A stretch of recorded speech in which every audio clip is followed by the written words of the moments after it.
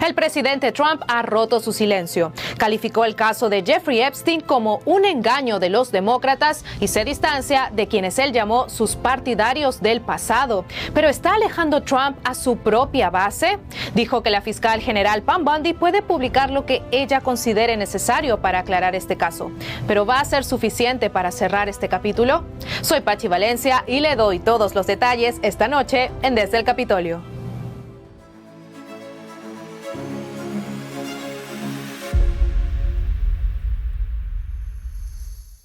Buenas noches, soy Pachi Valencia. Bienvenidos a Desde el Capitolio, en directo desde Washington, D.C.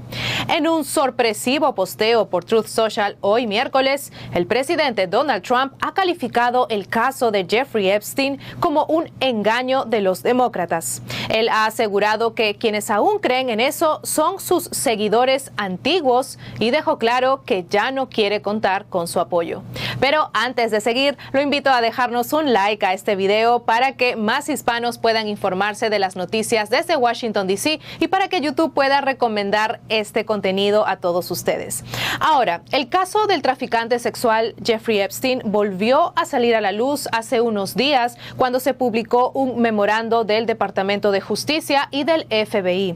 Y desde ese momento, el presidente ya había venido restando importancia a las preguntas de la prensa durante las interacciones que tuvo en la Casa Blanca sobre el caso de Jeffrey Epstein.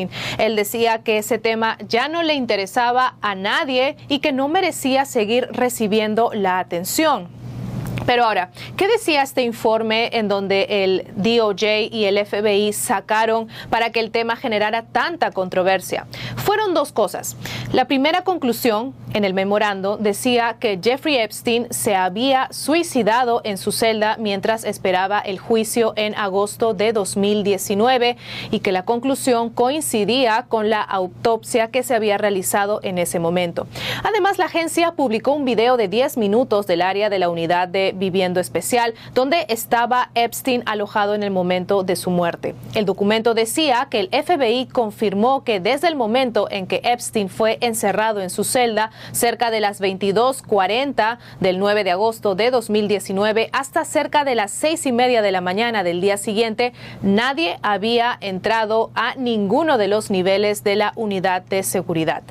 La segunda conclusión del memorando, y probablemente la más controversial, fue que Epstein no mantenía una lista de clientes famosos como parte de sus actividades de tráfico sexual. Además, la agencia dijo que no había evidencia de que Epstein chantajeara a esos individuos. La investigación también señaló que Epstein había perjudicado a más de 1,000 víctimas porque cada una de ellas sufrió un trauma único. Esto evidentemente había generado mucha crítica e insatisfacción dentro del Partido Republicano, incluyendo entre la esfera de los influencers conservadores que estaban exigiendo respuestas durante todos los días posteriores. Incluso pidieron la renuncia de la fiscal general Pam Bondi, del director del FBI Kash Patel y del subdirector del FBI Dan Bongino, quien solía conducir un podcast conservador hace unos años hasta que fue invitado por la administración Trump a ser parte del FBI. Y él había precisamente presionado por mucho tiempo para obtener las respuestas sobre la muerte de Jeffrey Epstein en 2019. Luego, varias voces conservadoras como la de Megyn Kelly y Tucker Carlson también cuestionaron durante el fin de semana el manejo del caso. Pero no fue sino hasta hoy, miércoles, donde el presidente Trump, en un extenso posteo en su red social Truth Social, culpó a los demócratas de orquestar este caso de Epstein.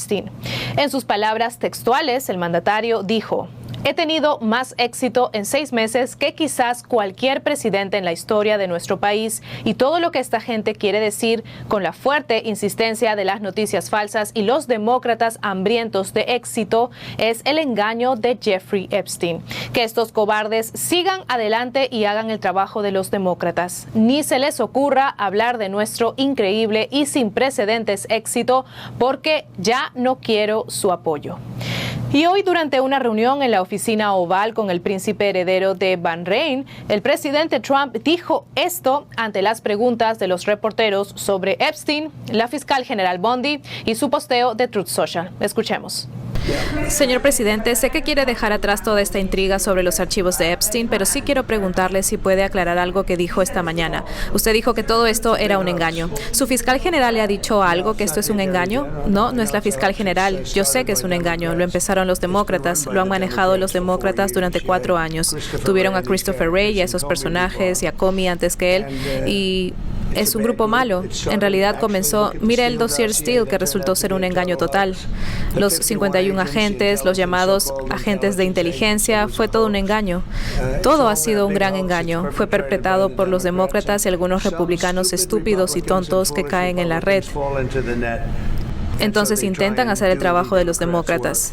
Los demócratas no sirven para nada más que para estos engaños. Son malos para las políticas, son malos para elegir candidatos que puedan ser elegidos, como en Nueva York. Tenemos a un comunista postulándose. De hecho, puede ser que sea elegido, pero va a destruir la ciudad. Así que no, yo lo llamo el engaño de Epstein. Toma mucho tiempo y esfuerzo. En lugar de hablar sobre los grandes logros que hemos tenido, un gran caballero ayer, como saben, fue a NBC y dijo que Trump puede ser considerado el mejor presidente de todos en los Estados Unidos. Y en lugar de hablar de las cosas que hemos logrado, hemos tenido logros tremendos.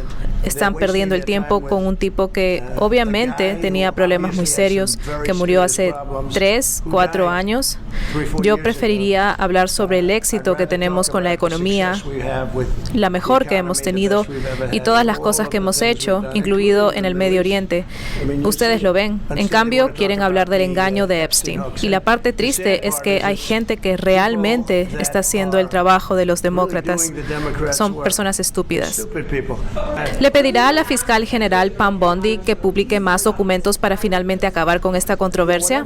Sí, lo que sea creíble, ella puede publicarlo. Si un documento es creíble o si hay un documento que sea creíble, ella puede publicarlo. Yo creo que está bien, pero es solo realmente es un tema que él está muerto, ya se fue y todo esto es por los republicanos, ciertos republicanos que fueron engañados por los demócratas y están siguiendo el manual de los demócratas. Y no es diferente a eso de Rusia y todos los otros engaños que fueron comenzados por los demócratas y algunos republicanos. En este caso me sorprendió, pero han sido engañados.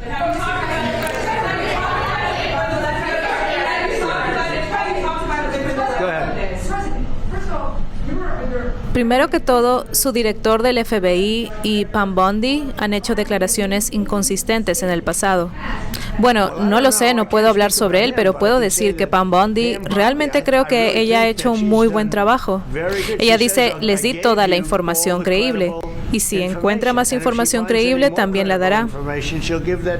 ¿Qué más puede hacer ella sobre eso? O sea, honestamente, ¿qué más puede hacer? Y tenemos problemas más grandes, ¿saben? Tenemos problemas con millones de personas ilegales que han entrado aquí y son asesinos y homicidas. Tenemos 11.888 asesinos que fueron permitidos entrar a nuestro país por Biden, el dormilón Joe Biden, el estúpido Joe Biden. Él los permitió entrar a nuestro país y ¿sabe qué? Tuvimos que hacer algo al respecto. Ella tiene muchas cosas en las que está trabajando y saben que es muy triste que alguien pueda ser desviado, que simplemente sea desviado, pero ella creo que está haciendo un gran trabajo.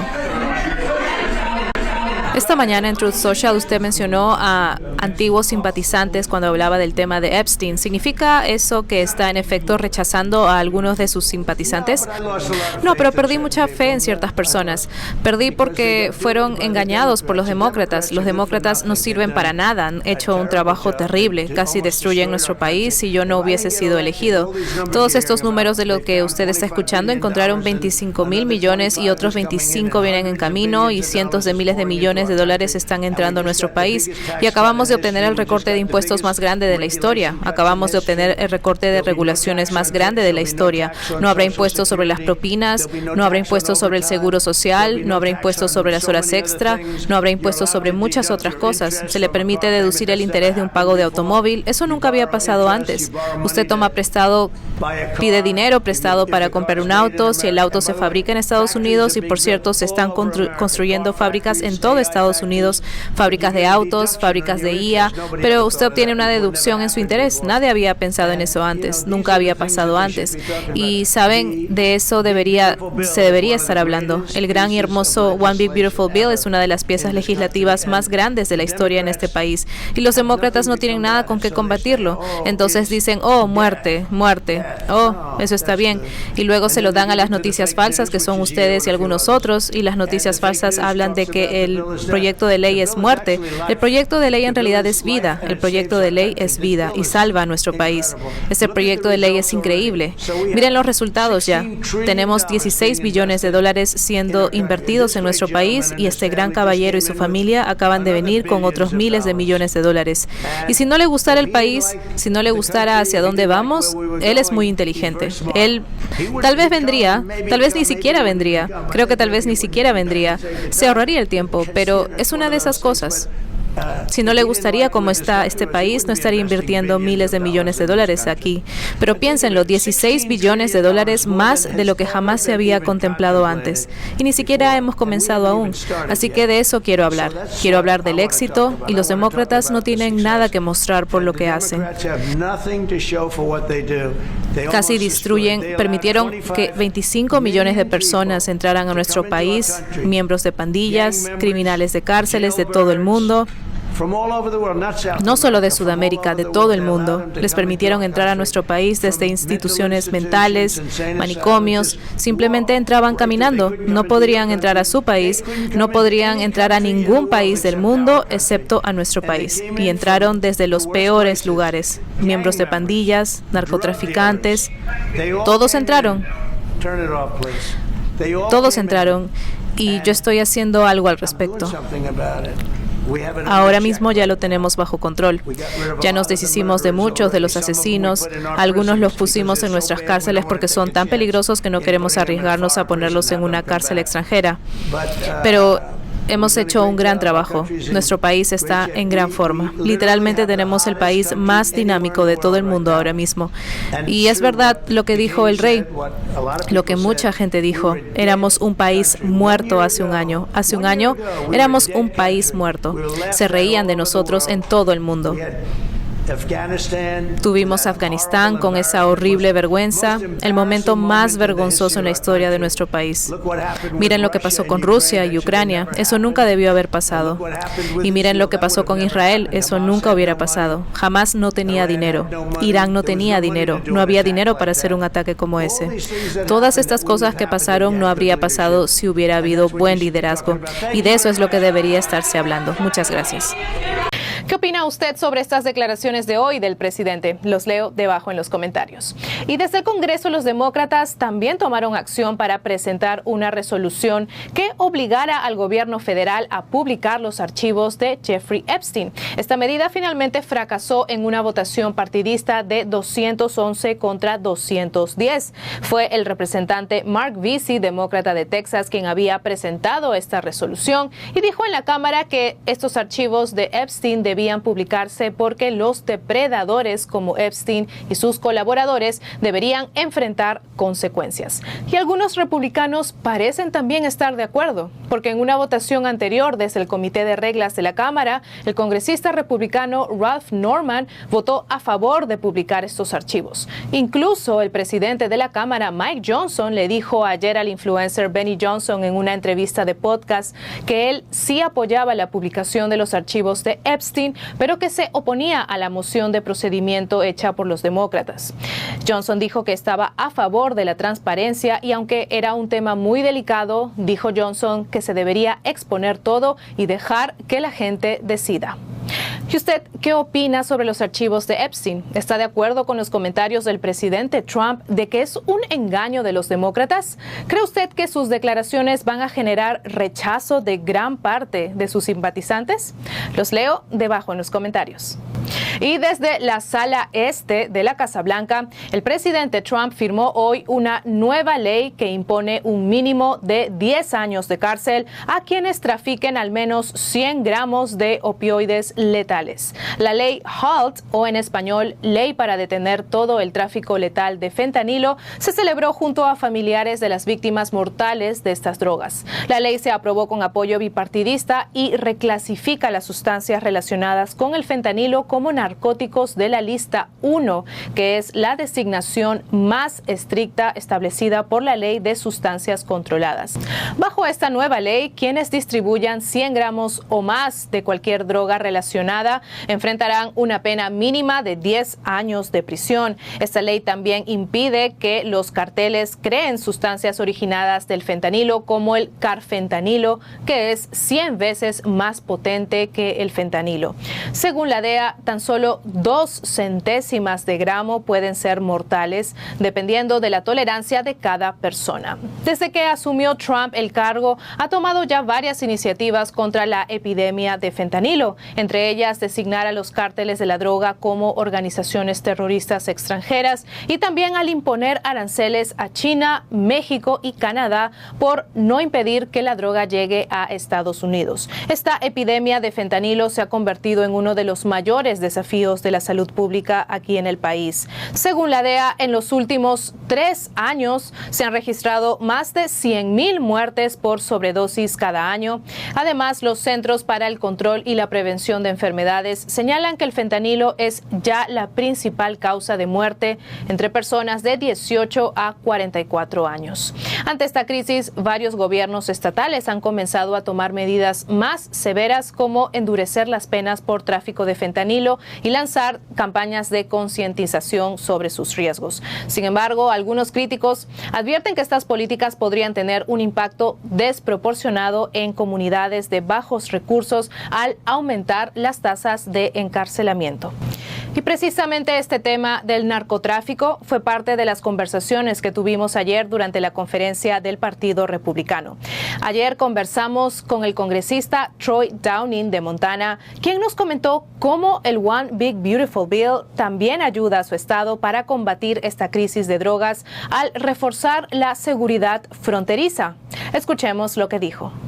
Congressman, thank you so much for joining Epoch Times Espanol. Can you describe to our Hispanic audience what does the Big Beautiful Bill will benefit them, how they will benefit? Right. Well, first of all, we've avoided what would have been the biggest tax hike in history. For my district, I'm central and eastern Montana, it would have been a 26% tax increase for an average taxpayer and about a 43% for a small business. So through all the things that we've been able to avoid, that's one of the biggest things that my voters are excited about, my constituents, because it would have completely destroyed our possibility at prosperity of building the American dream. So we're really happy that we got that through. Obviously, there's been historic spending cuts, and the United States of America enjoys its position on the globe because of the ability of that American dream, and we need to make sure that we are being fiscally responsible so that we don't create a situation where we're no longer the dominant global trading currency, and that the dollar doesn't continue to be the global reserve, because that completely destroys everything. It makes it really hard for folks to start to build that American dream.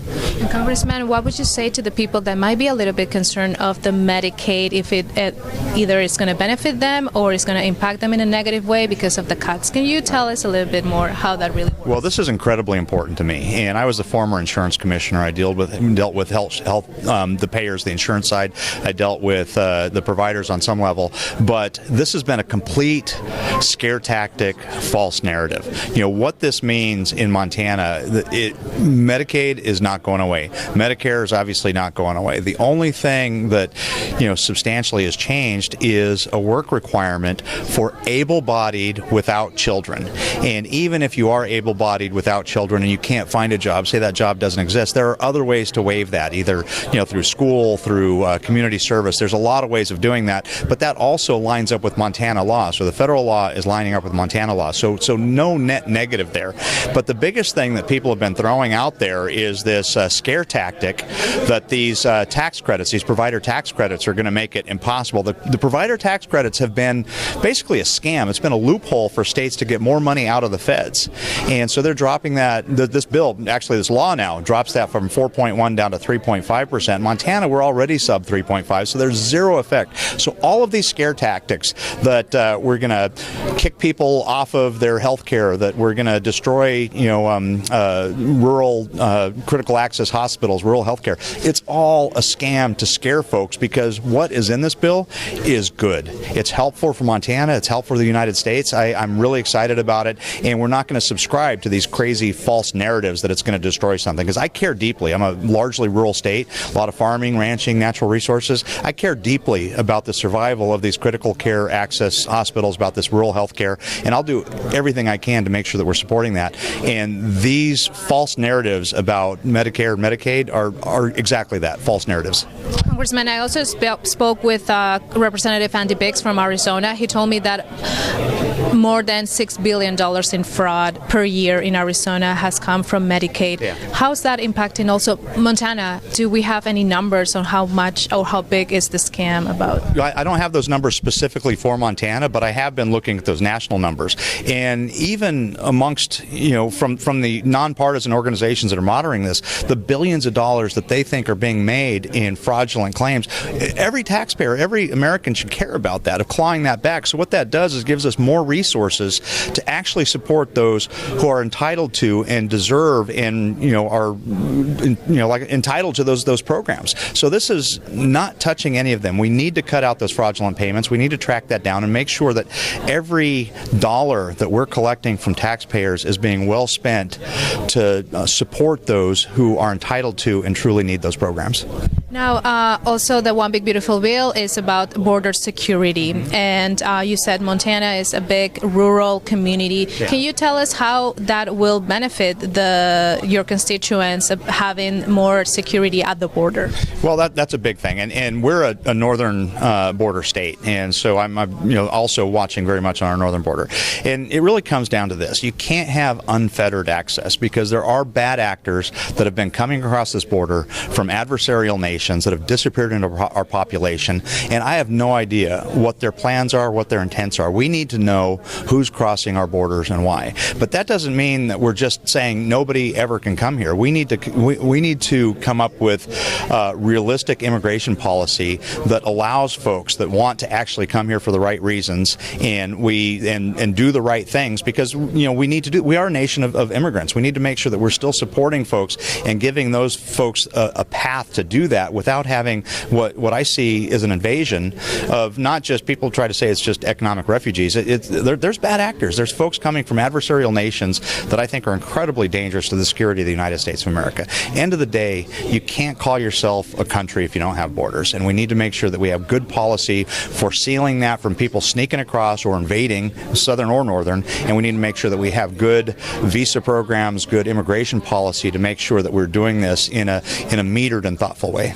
Yeah, because we usually hear about southern border states like Texas, Arizona being affected by illegal immigration, but Right. Montana is in the northern one. Right. How has that been? Oh, it's been horrible. And people would never think that in Montana, which is all the way up on the Canadian border, that we have MS-13 gangs, we have Sinaloa cartels, we have human trafficking, we have a fentanyl epidemic. They're coming up there for, the reasons are really clear. Those border state communities, the market or the street value of a drug is much lower than it is in Montana. So they come up to Montana where they can get more money for their product, and then they work in or around Indian country where there's ambiguity on law enforcement, and they hide under that ambiguity on who has jurisdiction to actually stop them. And it's a huge problem in Montana. So what we need to do first, which we are doing and have done under President Trump, is make sure that we're not being invaded at the borders. And the second thing is we need to figure out how to root them out and start getting them out, because it's not just drugs, it's human trafficking, there's prostitution, there's and this is victimizing these young women coming from south of the border who are being forced into this horrible position. So we need to make sure that we seal that off, that we make sure that we don't have MS-13 gangs, that we don't have Sinaloa cartels, that we don't have fentanyl, and we don't have human trafficking in Montana, because even though we're a northern border state, we have a southern border border problem. Gracias por acompañarnos en este episodio de Desde el Capitolio. Recuerde seguirnos en todas nuestras redes sociales, darle me gusta a este video para que YouTube siga recomendando nuestro contenido y dejar sus opiniones debajo. Y si aún no se ha suscrito a este canal, hágalo ahora y no olvide activar las notificaciones para estar siempre informado sobre lo que sucede en Washington y cómo nos afecta a la comunidad hispana. Yo soy Pachi Valencia y nos vemos mañana con más información desde el Capitolio. Buenas noches.